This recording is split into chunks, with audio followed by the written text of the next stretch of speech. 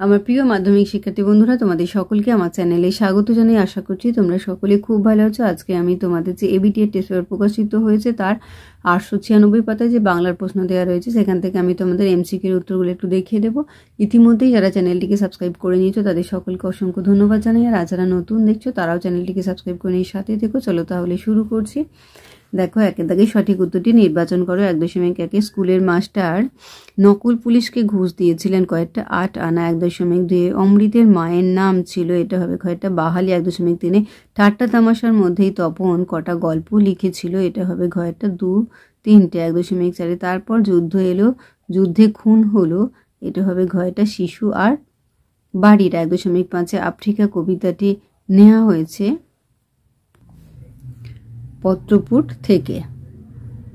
1.6 হৈমবতী সুত হলেন, এটা হবে ঘয়টা কার্তিকেয়। 1.7 সিজার স্টাইলাস দিয়ে কাকে আঘাত করেছিলেন, এটা হবে কয়টা কাসকাকে।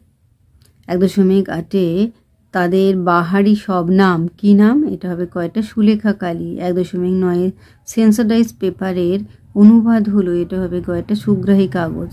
1.10 কারক হলো, এটা হবে কয়টা বিশেষ্য বা বিশেষ্যস্থানীয় নাম পদের সঙ্গে ক্রিয়াপদের সম্পর্ক। 1.11 রামদাস আর কোনো প্রশ্ন করিল না, চিহ্নিত পদটি কয়েকটা কর্তৃকারক। 1.12 সমাস শব্দের অর্থ, এটা হবে কয়েকটা সংক্ষেপ। 1.13 জামা কাপড় পদটি কোন সমাসের উদাহরণ, এটা হবে কয়েকটা দ্বন্দ্ব সমাস। 1.14 মন্দিরে বাজছিল পূজার ঘণ্টা, বাক্যটি হলো কয়েকটা নির্দেশক বাক্য। 1.15 গঠনগত দিক থেকে বাক্যকে ভাগ করা যায়, এটা হবে কয়েকটা 4।